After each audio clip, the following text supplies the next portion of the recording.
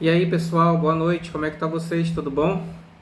Tô aqui porque eu havia prometido contar para vocês uma história que eu fiquei sabendo nessa última viagem que eu fiz a Manaus de uma pessoa, uma parente muito próxima de mim que teve uma experiência de quase morte e que me contou em detalhes o que ela passou e ela me contou também na tentativa de encontrar alguma resposta, alguma explicação para a experiência que ela passou.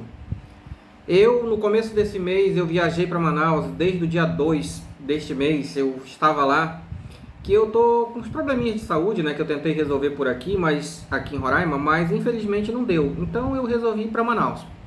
Lá em Manaus é uma cidade grande, é uma cidade que você encontra de tudo e qualquer tipo de profissional, e lá eu sou muito mais articulado. Então eu resolvi ir para Manaus me tratar. Chegando em Manaus, na casa da minha mãe, que é onde eu fico hospedado, eu passei uns 2 ou 3 dias lá já em processo de tratamento. Foi quando chegou essa minha parente numa situação difícil. O marido dela tinha sofrido um acidente e ele tinha passado um bom tempo no hospital. Ele teve uma lesão na coluna e não mexe nada da cintura para baixo. Então ele precisava ficar em Manaus, mas já tinha recebido alta do hospital. Então ele tinha que ir para algum lugar e minha mãe resolveu recebê-lo na casa dela. Ele foi para lá, ele é um senhor já de, eu acredito que tem uns 45 anos. E essa minha parenta, ela também tem a minha idade. E a gente é muito próximo, a gente é parente de primeiro grau. Estando ele lá, eu de certa forma dei graças a Deus por estar lá também, porque como vocês sabem, eu sou enfermeiro. Eu sei cuidar das pessoas, eu gosto de cuidar das pessoas. E ela não tinha ninguém para ajudá-la até aquele momento, em casa. Minha mãe é uma senhora de idade e o outro irmão que mora lá com a minha mãe tem os compromissos dele, trabalha fora, sai todo dia para trabalhar. Então, sempre que eu podia, eu ajudava essa minha parente a cuidar do marido dela, porque uma pessoa paraplégica, ainda mais quando ela é bem grande, ela dá muito trabalho, gente. O homem mais forte do mundo não consegue cuidar de um paciente paraplégico sozinho. Então, de certa forma, eu agradeci a Deus por estar lá naquele momento e poder ajudar. E começamos a cuidar dele. Durante os cuidados com ele, a gente conversava muito sobre prognóstico. O que é prognóstico? É o que vai acontecer. Por eu ser enfermeiro e por eu ter um pouquinho de conhecimento, ela me passou os exames dele, as prescrições, os laudos médicos, e eu fiquei feliz quando eu vi que, na minha interpretação e de acordo com os sintomas que ele estava apresentando, existe sim uma esperança de ele não voltar a ser normal, mas de chegar um pouco mais perto disso e ter mais um grau de independência. Bem, mas não é bem disso que eu vim falar para vocês. Eu vim falar da experiência de quase morte que essa pessoa teve. Um certo momento, a gente falando de saúde, falando de vida, falando de sofrimento, ela me contou que... Ela me perguntou como era a morte, qual era a sensação da morte. E eu fiquei sem saber o que dizer, porque, sinceramente, apesar de já ter visto muita gente morrer, não é legal falar isso. Eu já vi muita gente morrer, eu já estive próximo de muita gente que sucumbiu à morte nas minhas mãos, nos meus braços. Eu, sinceramente, não sabia o que dizer, não sei que resposta dar. E o que eu fiz? Olha, não sei. Eu não sei qual é a sensação de morte. Mas por que você está perguntando isso? Foi quando ela começou a dizer, não, porque eu tive uma experiência, agora alguns tempo atrás, de uma situação que eu acho que eu morri. Eu acho que eu morri e voltei. Opa, na hora que ela falou isso, despertou logo aquela anteninha aqui, né? Opa, me conta melhor isso. Como é que é isso? Então ela me contou, essa pessoa, essa minha parenta, ela é aquele tipo de pessoa que ela demorou para se ajuizar, entendeu? Então, vou usar as palavras dela mesmo. No momento das loucuras da vida dela, ela se colocou numa situação, por livre e espontânea vontade, de maneira deliberada, numa situação de risco para a própria saúde, de risco para a própria vida. Ela conta que teve um sério problema em função de uma decisão errada e ela foi parar num hospital em função disso. com uma hemorragia muito forte. Durante ela estar nessa hemorragia, durante ela estar sendo atendida pela médica, ela recebeu o seguinte aviso, que dificilmente ela resistiria àquela situação, mas mesmo assim a médica iria tentar que ela fosse imediatamente para o centro cirúrgico, porque a médica ia tentar reverter aquela situação e tentar salvar a vida. Ela ouviu aquilo e foi direto para um leito. Desse leito ela foi levada para o centro cirúrgico. Então ela conta que durante ela estar no corredor desse hospital, indo para o centro cirúrgico, ela começou a se desligar da paisagem ao redor, daquele ambiente hospitalar. Ela conta que começou a ver a luz. A luz vinha em um determinado ponto, à frente dela, no corredor para onde ela estava indo, ela via a luz, a tão famosa luz que as pessoas falam no momento da morte. E ela conta que a luz ia aparecendo naquela descrição clássica, né? Um túnel, uma luz, e ela se aproximou dessa luz e ela, conforme chegava, ela tinha uma sensação de paz, uma sensação de tranquilidade. Chegou um momento que ela não se viu mais na mesa cirúrgica, no leito onde ela estava sendo levada para o centro cirúrgico, e ela conta que chegou num lugar branco, totalmente branco. E o que esse lugar tinha de branco, ele tinha de paz, tinha de tranquilidade.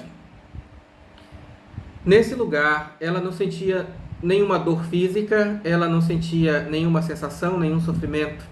Ela conta que a sensação de paz nesse lugar é impressionante. É uma paz do tipo que ninguém acredita que já tenha experimentado.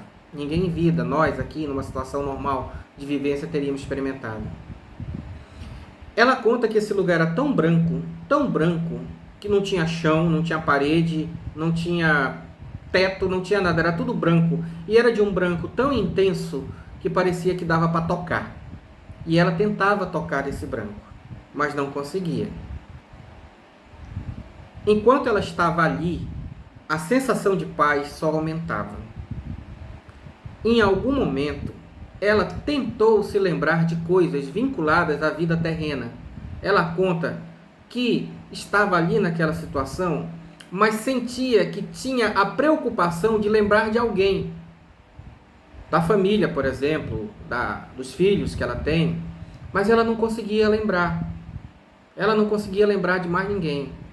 Ela tinha a sensação de que deveria avisar para alguém que aquilo ali estava acontecendo, mas ela disse que não conseguia lembrar se tinha pai, se tinha mãe, se tinha irmãos, se tinha tios, não conseguia lembrar de nenhum parente. É como se a existência familiar dela nunca houvesse existido.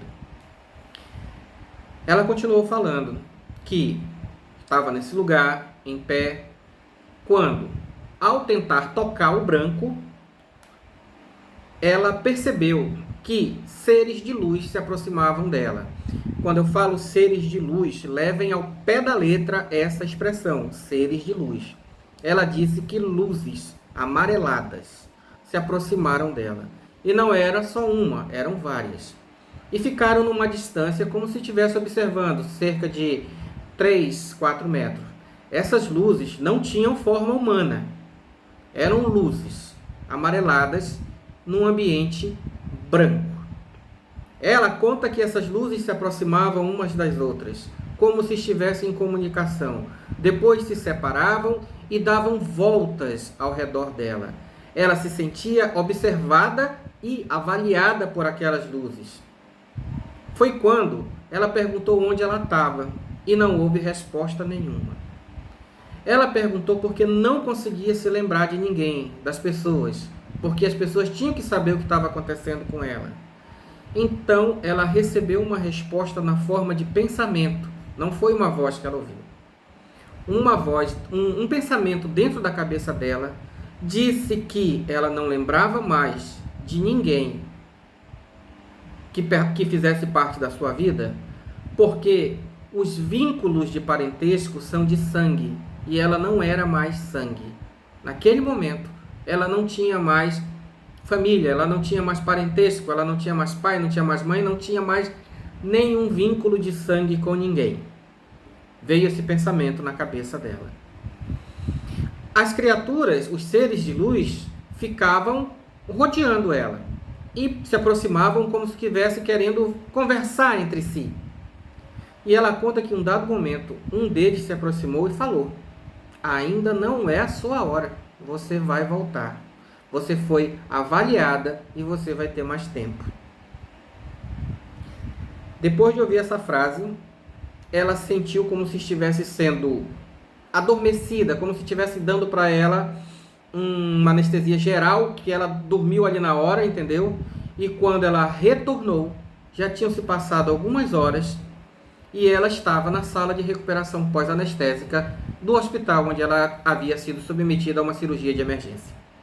Havia um enfermeiro falando com ela e ela, no momento, não sentiu vontade de falar o que aconteceu, porque na cabeça dela aquilo tinha sido um sonho ou um efeito colateral da anestesia. Até porque essa pessoa também é profissional de saúde e ela tem um pouco de conhecimento de como essas coisas são. E ela recebeu alta, né? Foi para casa, já estava bem, ficou tomando os remédios que mandaram ela tomar e amadureceu muito com a experiência. Hoje ela não é mais capaz de se ver naquela situação, se colocando naquela situação que ela mesma se colocou. Hoje ela já está bem madura. E ela conta que aquela imagem, aquele lugar para onde ela foi, ficou matutando na cabeça dela por muito tempo. E ela começou a procurar respostas. Como todo mundo faz hoje em dia, bora pesquisar no Google, bora pesquisar na internet. E ela encontrou aquilo que ela nunca tinha ouvido falar, que são as experiências de quase morte. Só que ela encontrou de uma maneira religiosa, num contexto religioso. E da maneira religiosa, ela sentia que ficava com mais dúvida do que esclarecimento.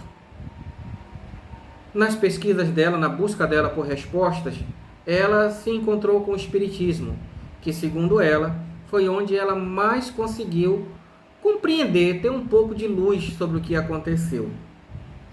E ela terminou a conversa comigo dizendo que a morte não é nada demais, não é nada demais. A morte, muito pelo contrário, é uma sensação de calma, paz e tranquilidade jamais experimentada por nenhum ser humano em vida. E que naquele momento da morte você não tem que se preocupar, que você não sente nada, você não sente dor, só paz. Uma paz e uma tranquilidade incrível. E ela fez questão de frisar durante toda a conversa essa sensação de paz, essa sensação de tranquilidade.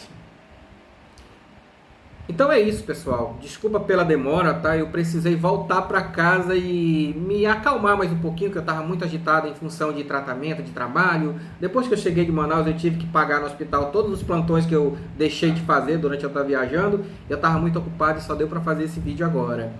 Espero que vocês tenham gostado dessa história. Desculpa a gagueira, porque o narrador aqui não é dos melhores.